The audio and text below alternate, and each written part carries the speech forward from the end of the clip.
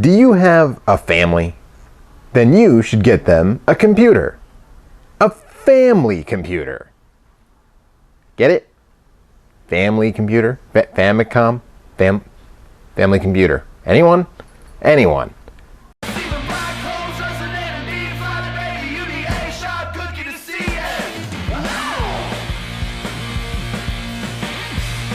Here's 5 reasons. Welcome to 5 Reasons. I'm your host, Roger the Retro Gaming Puppet, and as part of the Nintendo Entertainment celebration happening on this channel, this time out, we're talking about 5 reasons to import a Famicom. As a reminder, on this show we talk about exclusive titles.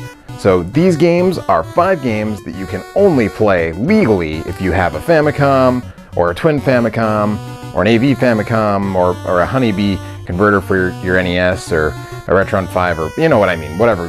They're only available in the Famicom cartridge format. Okay, and we're not talking about Famicom Disk System games, that's a separate episode. And since it's an import system, these games are only available as imports. Got it? Okay. The Famicom was released on July 15, 1983 in Japan and was Nintendo's first cartridge-based console. It was, as you know, a hit both in Japan and abroad, coming to many other places as the Nintendo Entertainment System. In 1986, Sharp released the Twin Famicom, which included the Famicom Disk System built right into it. And finally, in 1993, Nintendo released the AV Famicom, which is very similar to the top-loading NES. There's also a glut of clones and handhelds and stuff like that, so you get the idea, but the question is, why have any of these things? And, well, here's 5 reasons. Wait, no, don't go! Okay, alright, I'll be upfront with you. This game is not good. In fact, playing it just to get this footage here was a true test of my puppety patience, but I do it for you guys, remember that. Anyways, the reason this game is on the list is, well, people love Megaman. Like, a lot. Like in ways that I, a self-professed big Megaman fan, find vaguely uncomfortable. But if you love Megaman and want to have all of his games, then you need to import this one.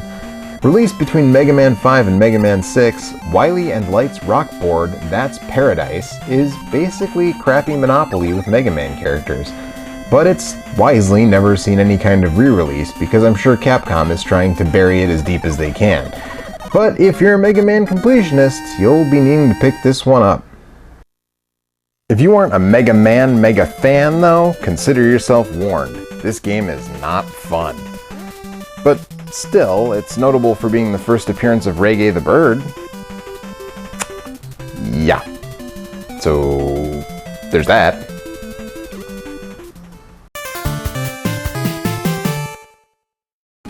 Released by Konami in 1991, this game was the subject of the very first episode of Obscure Old Games, back before we had a real dashing good-looking host for the show.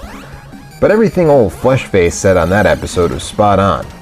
This is a great shooter, easily one of the best on any incarnation of Nintendo's 8-bit beast. The best feature is the ability to change forms on the fly, so you can use different weapons for different situations anytime. With killer power-ups, 2-player simultaneous play, and a rockin' Konami soundtrack, this game is a must for any shooter fan. Crisis Force is super impressive. One of the best looking and most fast-paced games on the system. If this game had come out here, we would mention it in the same breath as Life Force, another Konami classic shooter. Do you like Balloon Fight? Do you wish there was more Balloon Fight? Well, you're in luck. As fate would have it, the Famicom has Hello Kitty World, a pseudo-sequel to Balloon Fight released in 1992. Savvy retro fans will notice this game looks a lot like Balloon Kid on the Game Boy. And that's true, it is very similar, but the visuals are much better and the increased resolution of the NES over the Game Boy make it more playable. One interesting thing about this game is that even though Nintendo developed it, they're not credited as Nintendo, but as Mario Co., which was in fact a company co-owned by Nintendo and Japanese advertising firm Dentsu. Don't let the candy-coated visuals fool you. This game gets tough pretty quick. And if you're a Balloon Fight superfan like I am, you owe it to yourself to check it out. Another game that's been covered in greater depth on Obscure Old Games, Splatterhouse Wanpaku Graffiti is an absolute dream come true for horror fans and vintage game fans. Featuring a ton of nods to various horror films, this game is a fantastic, if brief, action platformer, featuring chibi versions of characters from Namco's Splatterhouse franchise. It's also the only Splatterhouse game that was ever released on a Nintendo system.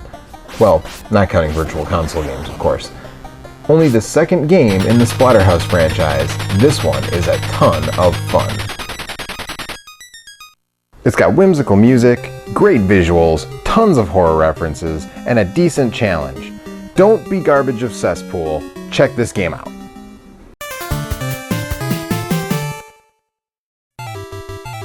Remember Kid Nicky the Radical Ninja? Yeah, of course you do. A decent little NES action platformer starring a ninja with spiky hair and attitude to spare. Yeah. Well, as it turns out, there are many more games in this franchise than the one we saw here in the US published by Data East. Known as Kaiketsu Yanchamaru in Japan, the IREM franchise has a Game Boy game and 2 more NES games.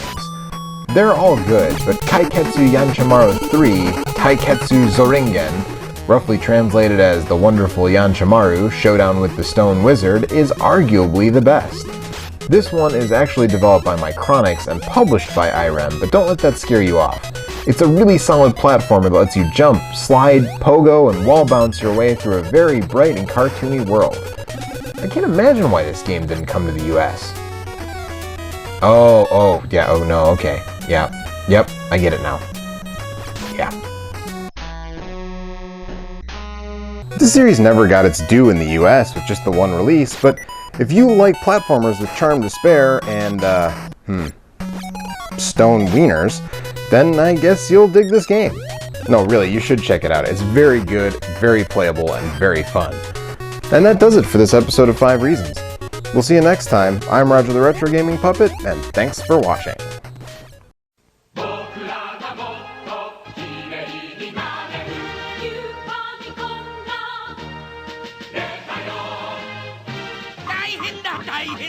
新しいソフトパズルアクションゲームワリオの森、ディスクシステムの名作あのゼルダの伝説をファミコンカセットで。楽しさそのまま。お値段半分よ。